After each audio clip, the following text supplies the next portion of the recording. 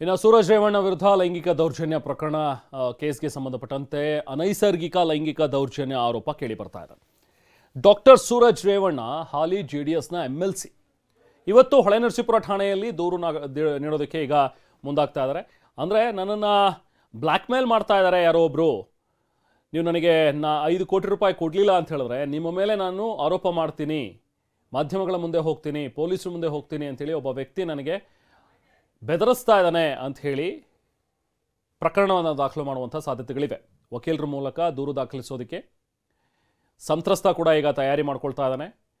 ಗನ್ನಿಕಡದ Suraj form ಹೌಸ್ನಲ್ಲಿ ನನ್ನನ್ನು ಕರ್ಕೊಂಡು ಹೋಗಿ ದೌರ್ಜನ್ಯ ಎಸಗಿದ್ದಾರೆ ಅನ್ನುವಂಥದ್ರ ಬಗ್ಗೆ ಆತ ಆರೋಪವನ್ನು ಮಾಡಿದ್ದಾನೆ.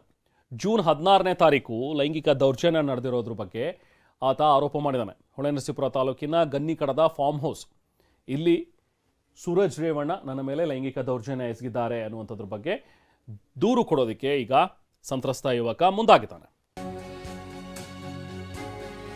MLC ಸೂರಜ್ ರೇವಣ್ಣ ಲೈಂಗಿಕ ದೌರ್ಜನ್ಯ ಪ್ರಕರಣಕ್ಕೆ ಸಂಬಂಧಪಟ್ಟಂತೆ ಒಂದಷ್ಟು ಅಪ್ಡೇಟ್ಸ್ ನೋಡ್ತಾ ಹೋಗೋಣ. ಬೆಂಗಳೂರಿನಲ್ಲಿ ಗೃಹ ಸಚಿವ ಪರಮೇಶ್ವರ್ ಕೂಡ ಇದ್ರ ಬಗ್ಗೆ ಮಾತಾಡಿದ್ದಾರೆ. ಲೈಂಗಿಕ ದೌರ್ಜನ್ಯದ ಬಗ್ಗೆ ಇನ್ನೂ ಕೂಡ ದೂರು ಬಂದಿಲ್ಲ, ಬಂದ ನಂತರ ಪೊಲೀಸರು ಕ್ರಮಗಳನ್ನು ಕೈಗೊಳ್ತಾರೆ.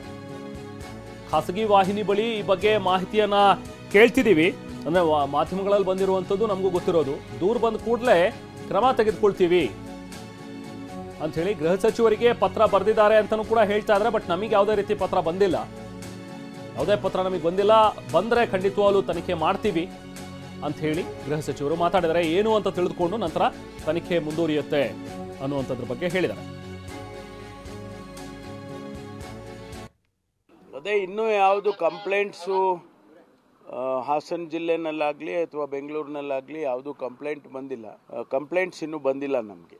ಅಧಿಕೃತವಾಗಿ ಯಾವುದೇ ಪೊಲೀಸ್ ಸ್ಟೇಷನಲ್ಲಿ ಇಲ್ಲಿವರೆಗೂ ಕಂಪ್ಲೇಂಟ್ ಲಾಡ್ಜ್ ಆಗಿಲ್ಲ.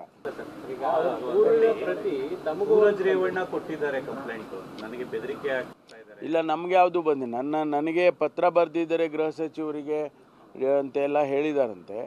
ಅವರು ನಮಗೆ ಬಂದಿಲ್ಲ, ನನಗೆ ಯಾವುದು ಪತ್ರ ಬಂದಿಲ್ಲ, ಪತ್ರನೂ ಬಂದಿಲ್ಲ. ಮತ್ತು ಕಂಪ್ಲೇಂಟ್ ಯಾವುದೇ ಸ್ಟೇಷನಲ್ಲಿ ಯಾರ ಕಡೆಯಿಂದನೂ ಲಾಡ್ಜ್ ಆಗಿಲ್ಲ.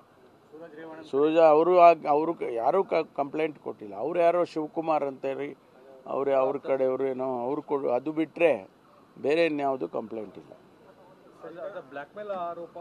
ಗೊತ್ತಿಲ್ಲ, ಅದನ್ನು ನಾವು ಈಗ ಇನ್ವೆಸ್ಟಿಗೇಷನ್ ಮಾಡ್ತೇವೆ. ಈಗ ಮಾಡಿ ಅದನ್ನು ಏನು ಅಂತೇಳಿ ತಿಳ್ಕೊಂಡು ಅದ್ರ ಮೇಲೆ ಕ್ರಮ ತಗೊಳ್ತೀವಿ. ಅಲ್ಲ, ಫಸ್ಟ್ ಗೊತ್ತಾಗಲಿ ಅಲ್ಲ, ಇದರ ನೈಜತೆಯನ್ನು ಚೆಕ್ ಮಾಡಬೇಕಲ್ಲ. ಚೆಕ್ ಮಾಡಿದ ಮೇಲೆ ಅದು ನಿಜವಾಗಿಯೂ ಆ ರೀತಿ ಆಗಿದೆ ಅಂತ ಹೇಳಿದ್ರೆ ಖಂಡಿತವಾಗಿ ಅದನ್ನು ತನಿಖೆಗೆ ಶುರು ಮಾಡ್ತೀವಿ.